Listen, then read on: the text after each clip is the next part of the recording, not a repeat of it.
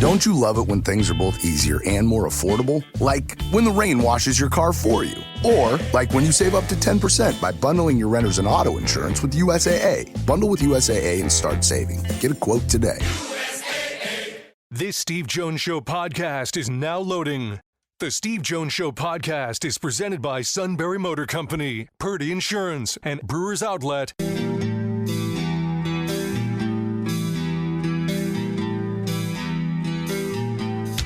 Bringing you an in-depth look at Penn State sports and more. This is the Steve Jones Show on News Radio 1070 WKOK. The Steve Jones Show is presented by Brewers Outlet, Sunbury Motor Company, and Purdy Insurance. Now from the Sunbury Motor Studio, here's Steve Jones. Brought to you by Purdy Insurance, Market Street in Sunbury. Go to purdyinsurance.com. Auto, home, life, business, boat, motorcycle, RV. Multitude of insurance needs. Purdy Insurance keeps it all organized for you. And at the same time,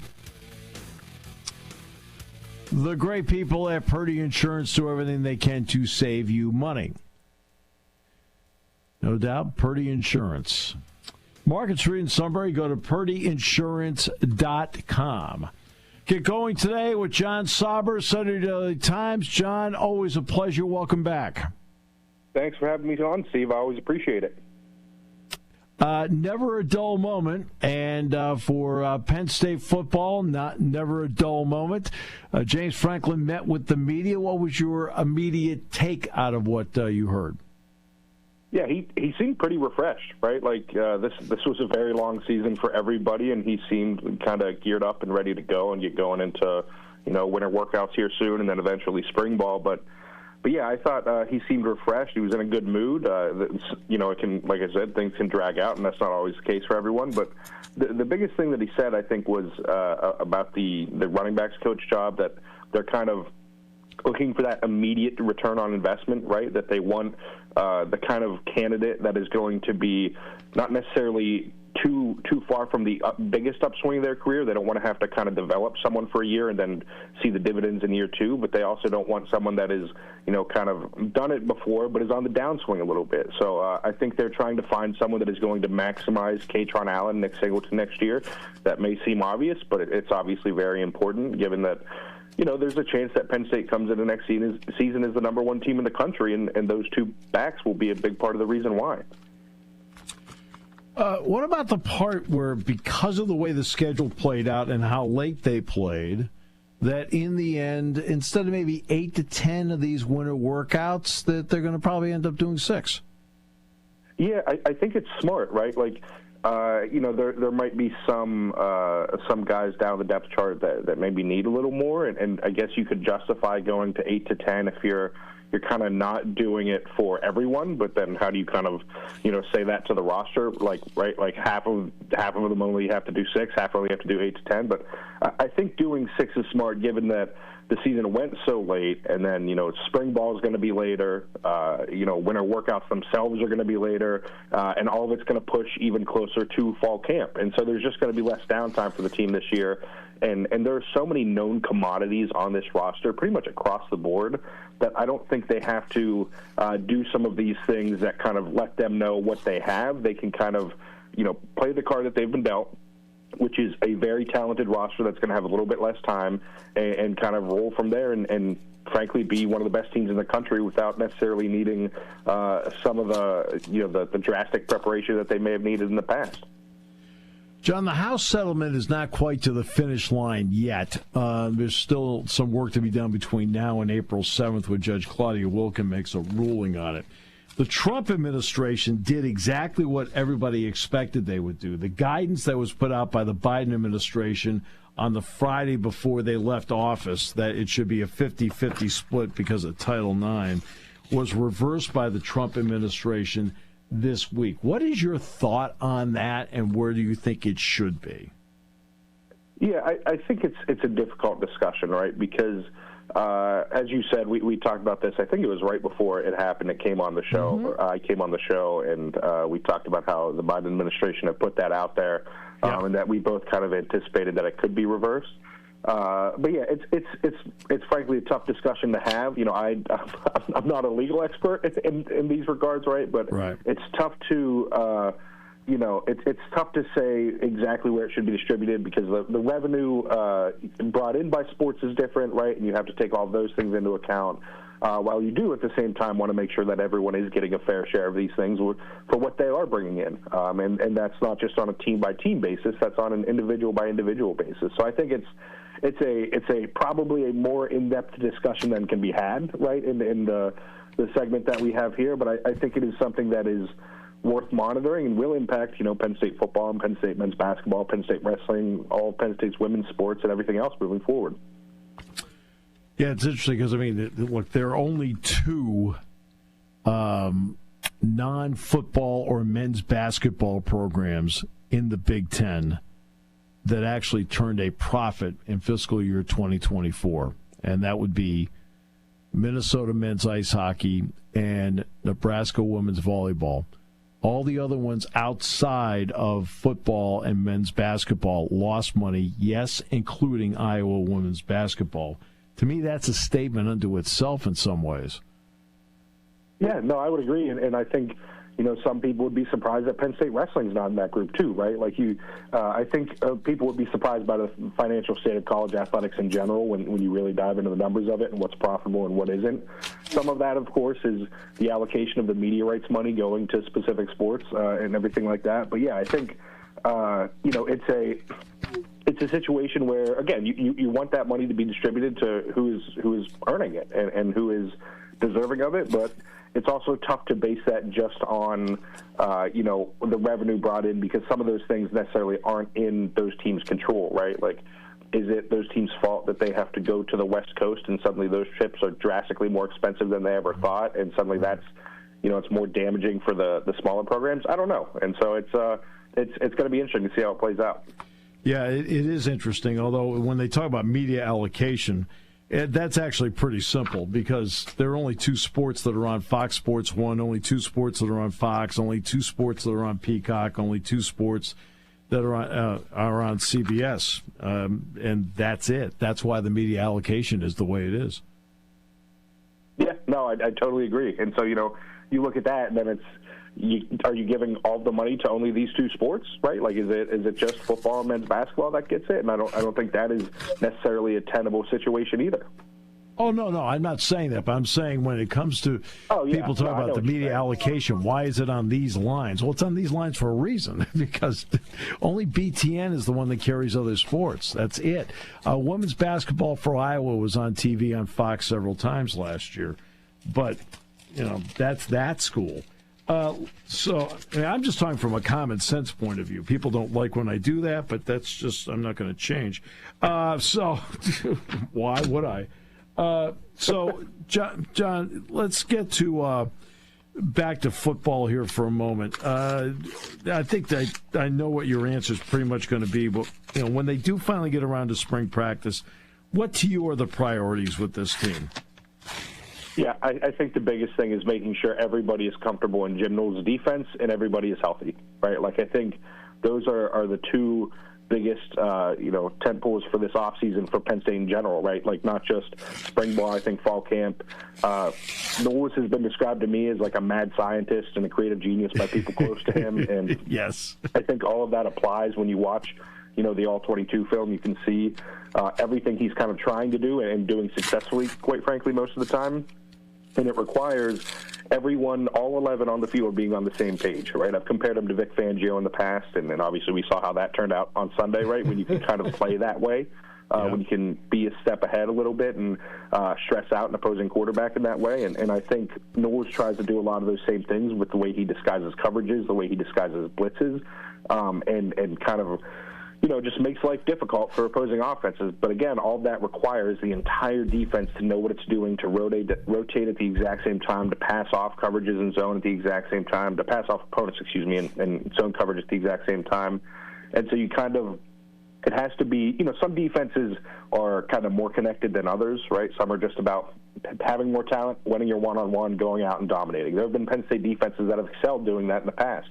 This is about having a level of, of schematic knowledge that you have an advantage on every play that Knowles gives you and being able to take advantage of that. And then, of course, the health thing is for every team in the country, but especially when you're as good as Penn State football is. You want to be able to get into spring ball, get the reps you need, get out healthy, and move on.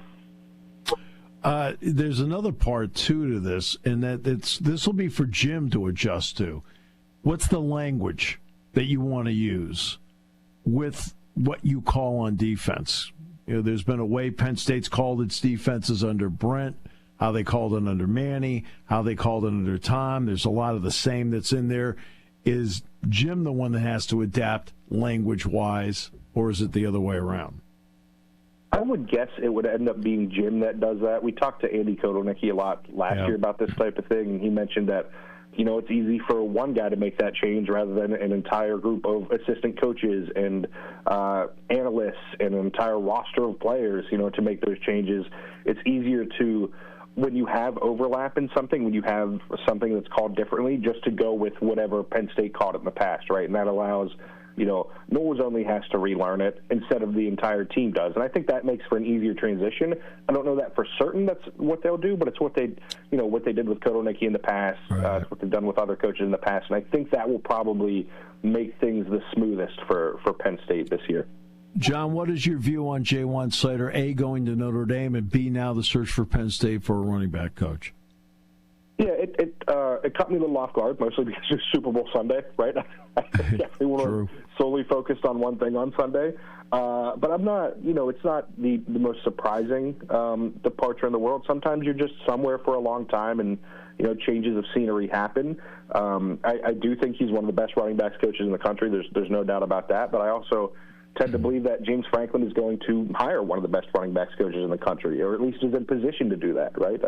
We'll evaluate that when that kind of comes through and with whoever it is. But for the time being, they have all of the resources they need to compete at the highest level, not just in the Big Ten, but in all of college football.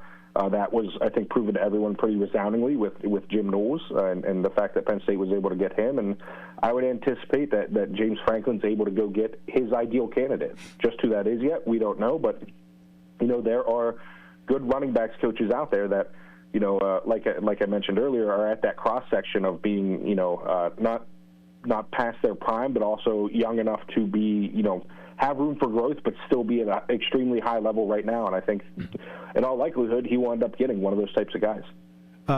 When it comes to Jim Knowles, and I'm going to apply this to the running back job, and I would just get your thought on this. James, I felt like identified the person he felt was the best candidate, right, on his board, and he was allowed to go get him. Is that the same thing with the run? A, do you think that way as well? And B, does that then apply to this running back job? Yeah, I think so. I think he was able to identify, and there were twists and turns in that process, and maybe it didn't seem like Knowles would be that guy early, and then James was able to identify, number two and try and go get them, and they kind of had the resources to get who he thought was the prime candidate. And I would expect that's the case with the running backs coach job too, right? I think they're in position to target who they want to target and kind of operate like I think a lot of people want Penn State football to operate, right? Like they are one of the best programs in the country. Like they have the financial resources to behave that way and go get the best, whether that's coaches, portal players, high school recruits, that they're able to attract the most talent possible to join the program and get the level of coach necessary to win a national title.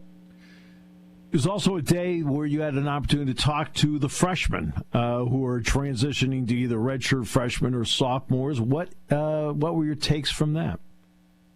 Yeah, it was interesting listening to Corey Smith and Quentin Martin, right? Like those are the two guys that were obviously very impacted by Sunday's news, and they both seemed a little surprised that it happened, but understood that it was a business decision. And both seemed at the time committed to Penn State. Obviously, things can change, with spring ball and everything like that. But both didn't seem to sway in their belief. Both expressed belief in James Franklin that he will make the right hire, which they don't really have any reason not to believe that. You see some guys like Cooper Cousins who looks fully ready to play football right now, and pretty much said as much. Like he loves it so much, he doesn't really necessarily enjoy taking breaks from it. It's what he wants to be doing at all times. But yeah, I think that's the biggest thing is those two running backs, the spotlight is kind of immediately on them with the immediacy of speaking to them 2 days after their position coach leaves. But yeah, it's an impressive group and a bunch of guys that I think will see bigger roles this season. What's also interesting is for Penn State is the spring transfer portal. The spring transfer portal, Penn State's going to play the blue-white game April 26th. The spring transfer portal opens up on the 15th, right? And it goes to the 29th, I think. That's a very interesting time, especially now that rosters, and let's face it, most people are going to use scholarships to get to 105. Yeah, no, I think it is going to be fascinating to see how that plays out. You mentioned that's 11 days of Penn State is in the middle of spring ball and the portal's open. It's hard to say that there won't be guys that are in the middle of spring ball and decide to enter the portal. I'm sure Penn State will do its best to try and get everyone to hold off until the 27th or 28th and let them get through all the way through spring ball. But James Franklin likes to have those meetings with guys, to assess their progress. It's a lot harder to do that when the portal closes, the Tuesday after your spring game.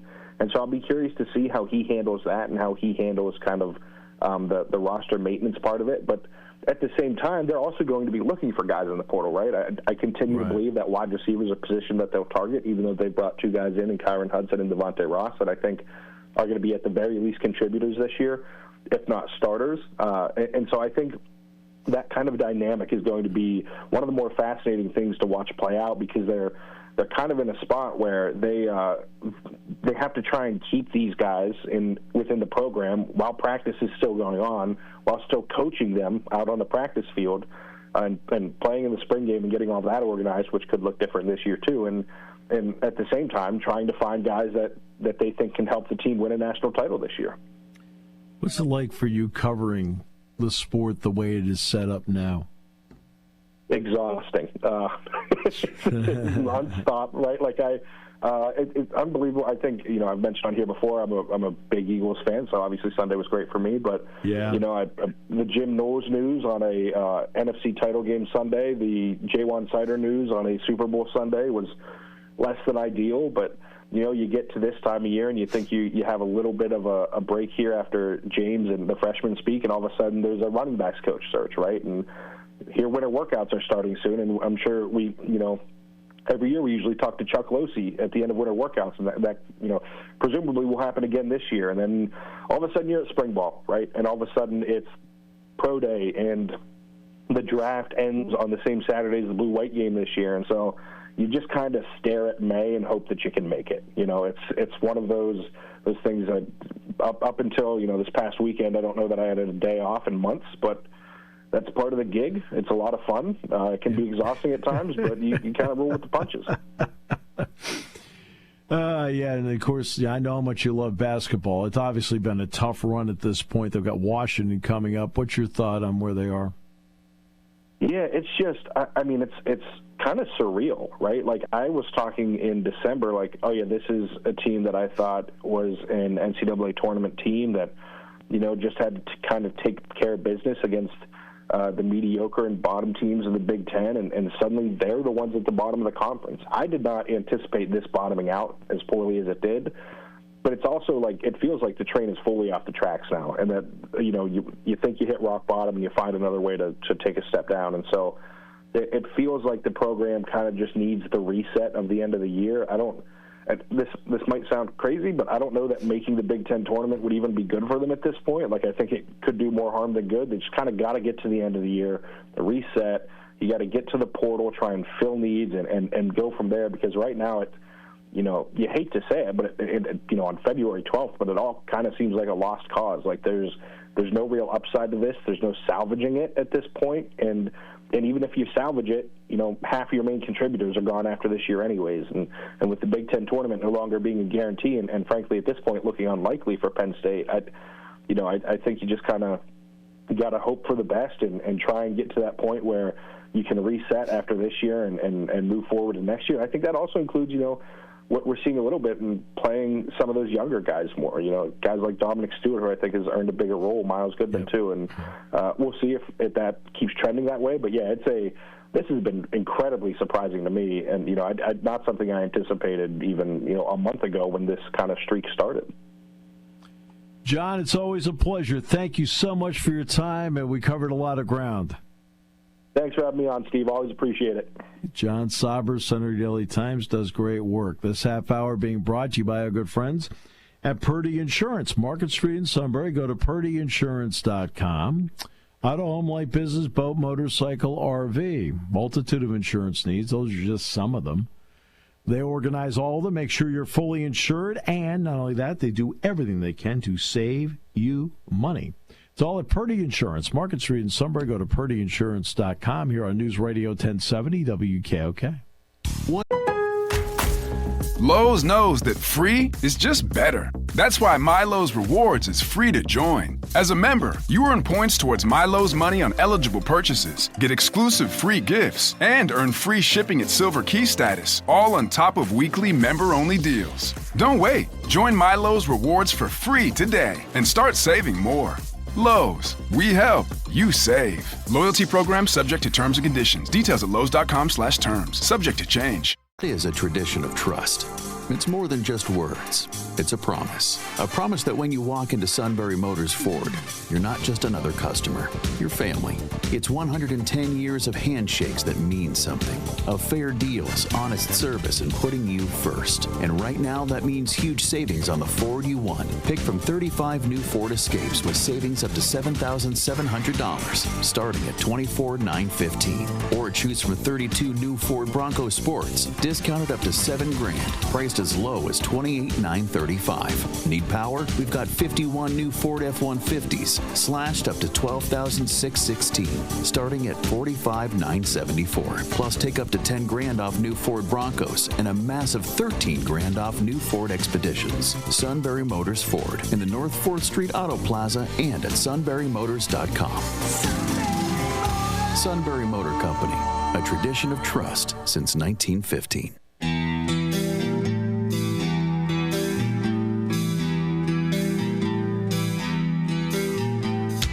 Bringing you an in-depth look at Penn State sports and more. This is the Steve Jones Show on News Radio 1070 WKOK. The Steve Jones Show is presented by Purdy Insurance, Brewers Outlet, and Sunbury Motor Company. Now from the Sunbury Motor Studio, here's Steve Jones. And this half hour brought to you by Sunbury Motors, 4th Street in Sunbury. Sunbury Motors Kia, routes 11 and 15, almost Wharf, and online at sunburymotors.com. For Kia Hyundai, best in new inventory, great pre-owned inventory with the Sunbury Motors guarantee. Terrific service department that backs it up.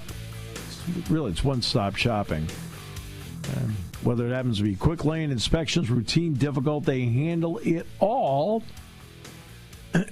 at Sunbury Motors, 4th Street in Sunbury, Sunbury Motors Kia. Routes 11 and 15 in Hummels Wharf and online at sunburymotors.com. Okay. Back from the West Coast and actually sitting in my studio.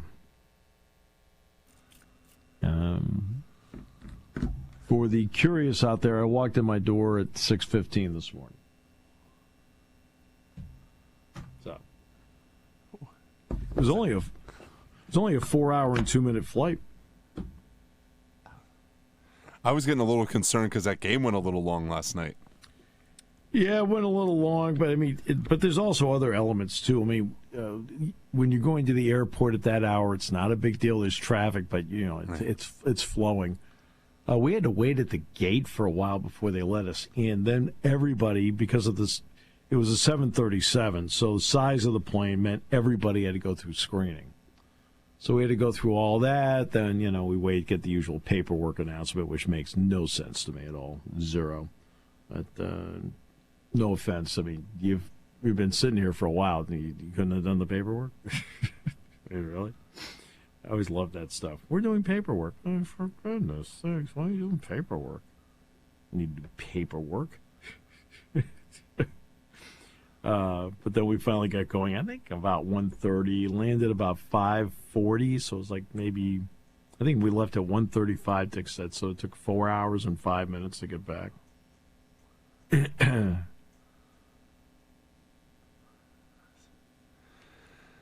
Which is fine. I mean, that's about as fast as you can make it. And then, we had an ice storm here to go with some snow, so we had to chop some ice off the car and finally got home. And I actually decided not, I slept on the flight. I did sleep on the plane. So I got about, I'd say maybe 3.5 to 4 hours of sleep on the plane. When I got here, I decided not to go to bed. So, I mean, I'll be asleep earlier tonight, but I felt good enough to, we're good. Yeah. So, that's how I decided to approach it. I was going to say that'd be the tough part, because if you go to bed at 6:15, then you're up by noon, and then your sleep schedule's all off. Right. So I just thought that was just the best way for me to approach it, and just go from there. I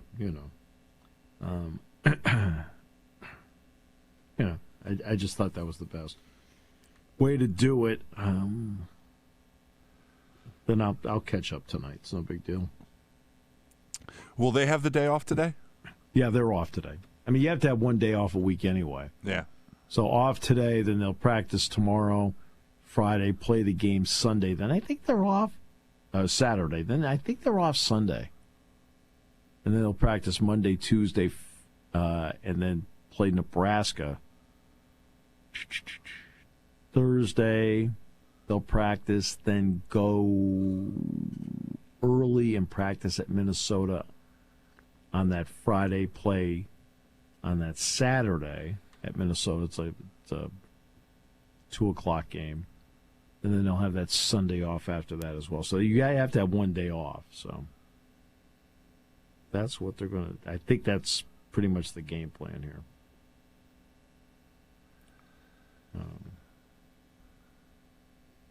I may be off a day here or there, but that's fine.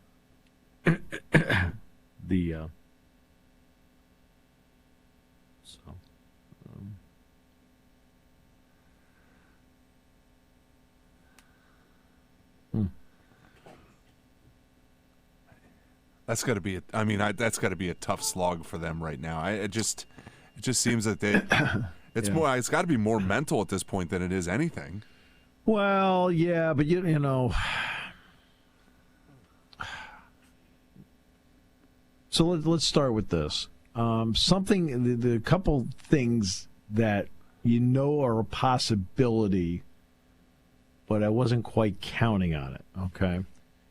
And one of them is getting as many guys hurt as they've had.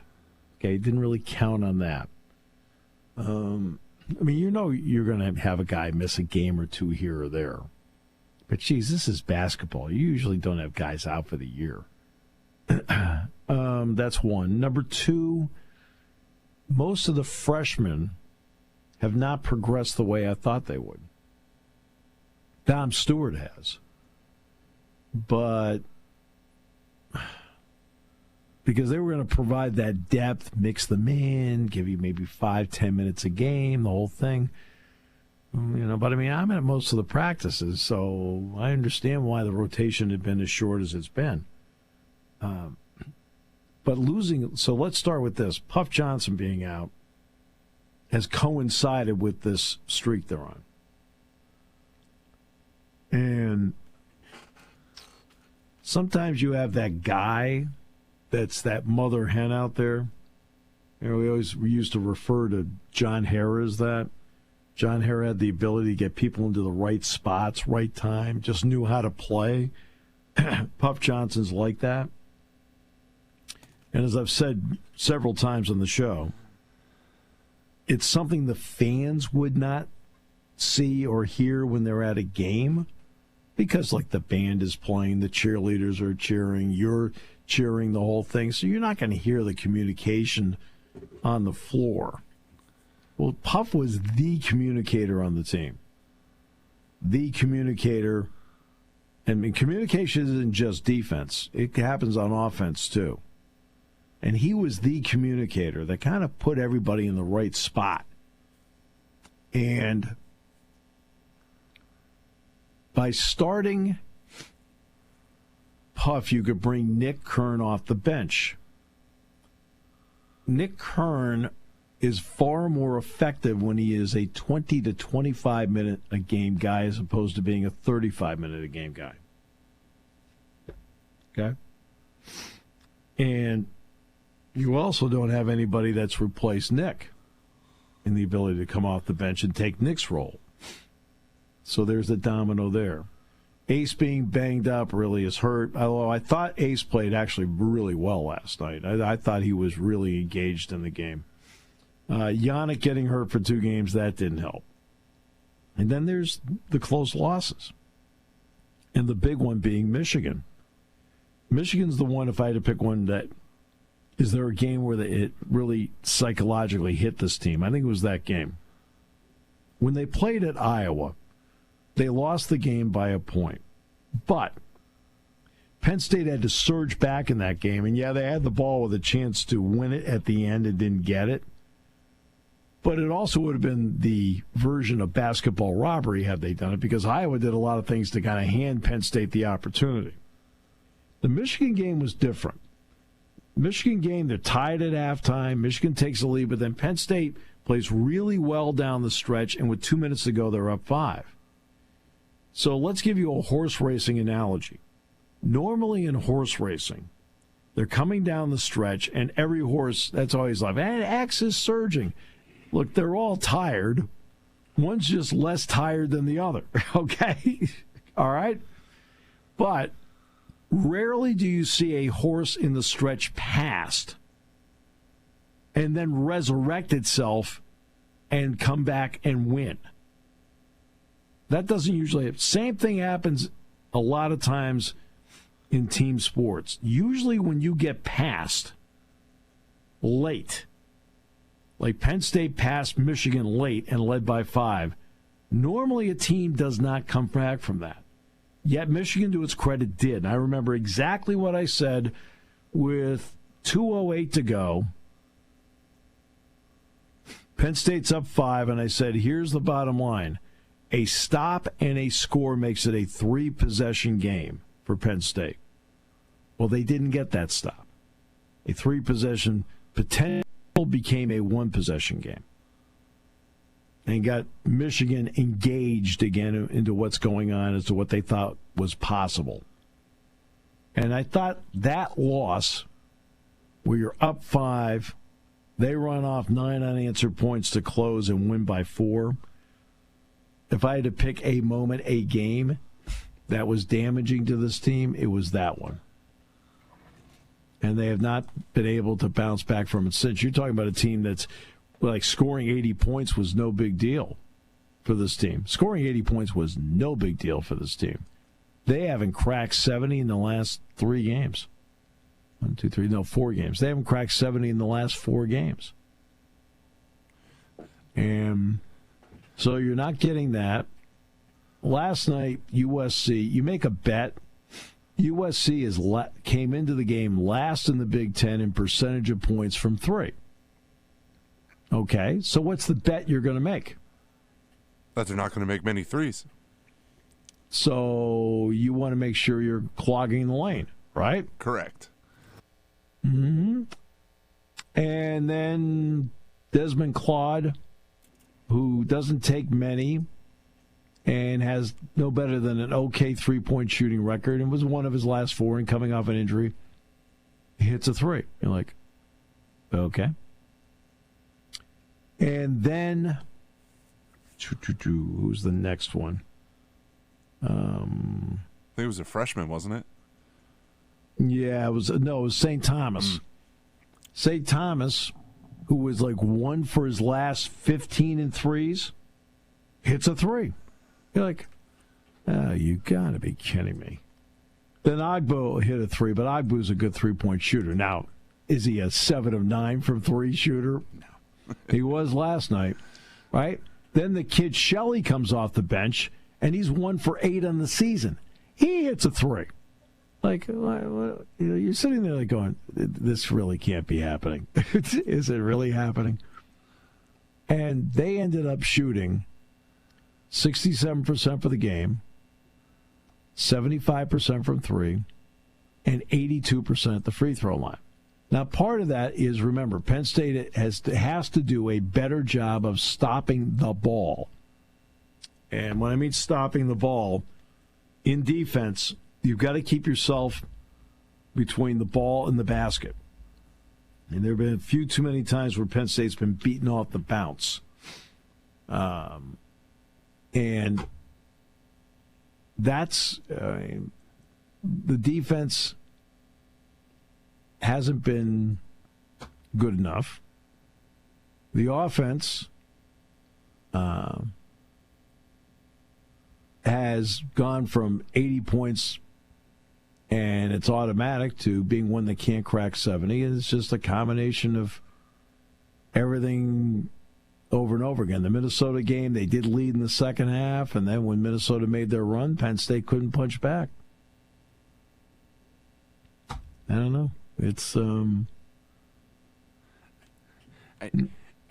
was going to say, just watching the last couple of games, I don't feel like the offense is bad. They're getting decent shots. They're just not shooting well.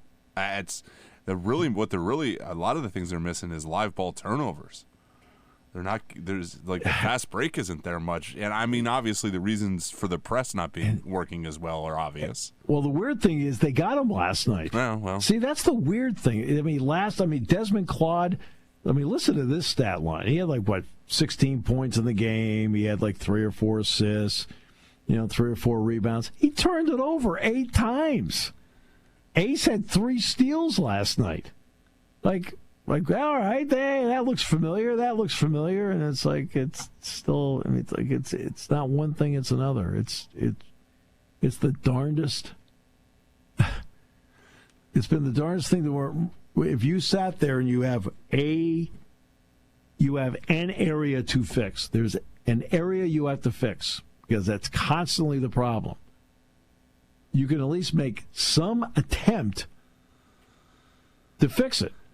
But every time you turn around, there's something different. They're not getting live ball turnovers. They got them last night after not getting any against UCLA. You can't figure it out. Can't figure it out. It's got to be driving Mike nuts. Oh, it's not. Well, it's not fun for Mike. I can't imagine that it is. Mike had one season like this at VCU where. And Dick even asked him in the postgame last night if there's something he could draw from that can help now. And it's every situation's different.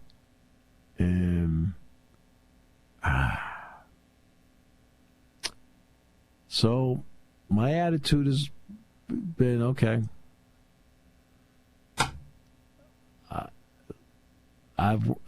When I got home today, I mentioned I didn't go to bed. So what I did was I worked on the next game,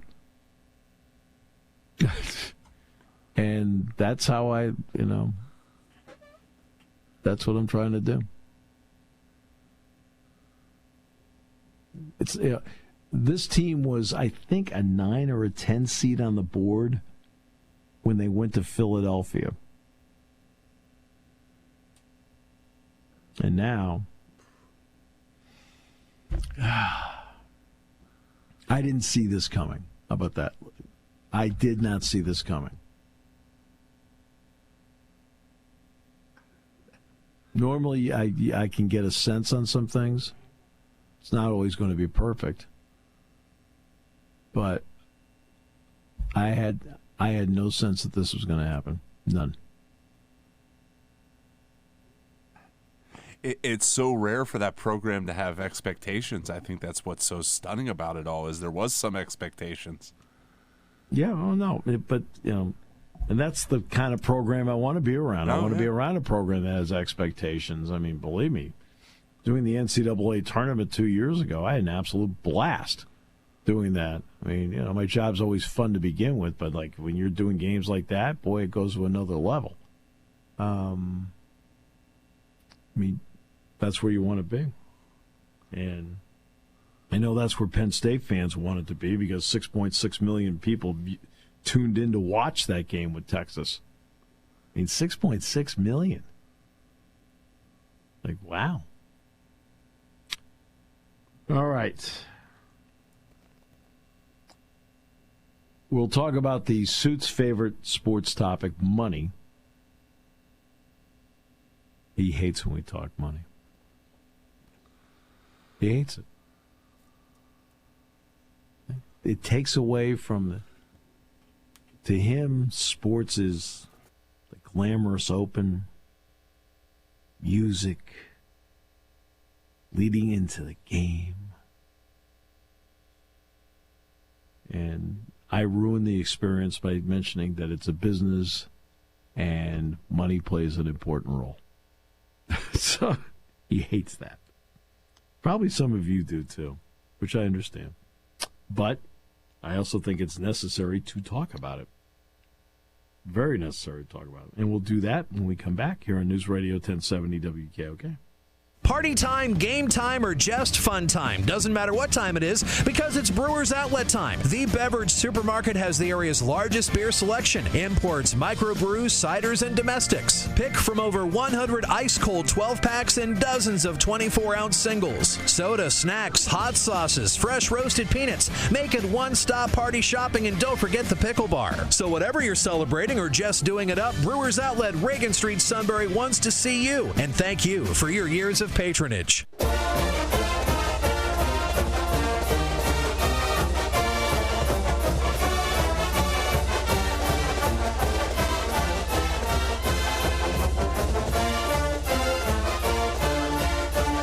So we'll get to the big story. And that is we all know April 7th's coming up, and that's when we'll find out one way or the other whether the House settlement has been approved. Okay? Which means money would be doled out to athletes to the tune of total of $20.5 million. We had mentioned that on the way out the door,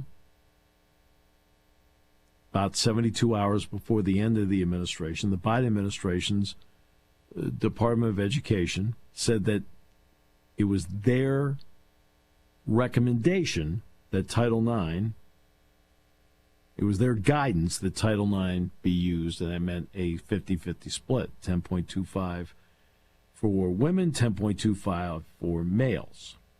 Okay. We also said that two things would happen. One, the Trump administration would come in and reverse that. I said, number two, it would end up in the courts. Well, part number one has come true. The Trump administration made a statement today that overturns the memo from the Office of Civil Rights. They say the NCAA and its power conferences have agreed to follow each school to share up to $20.5 million in direct payments. And that's not how the Trump administration says, no, the money doesn't apply under Title IX.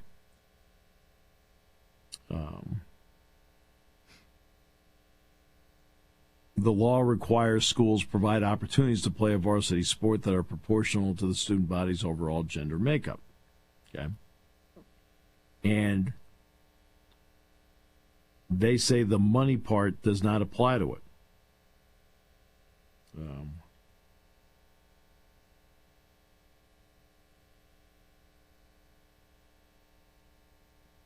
And look, the bottom line is, under the Biden administration guidance, everybody's going to do what they were going to do previously anyway. They were just going to wait for the lawsuit to be filed by somebody against somebody. And this same thing's going to happen here. This is going to end up in the courts. Right.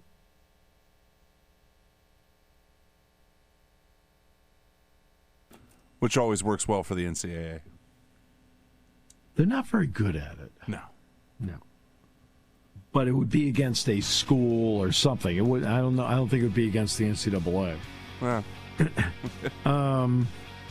In other words, there's already 2 in Oregon, Todd.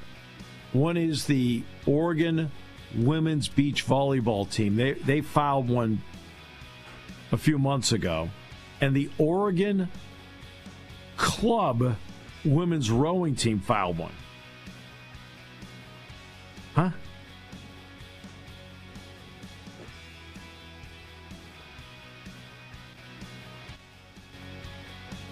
I'm not guessing the club draws much. Your guess is probably really good. I'm not even sure family and friends show up. Parents.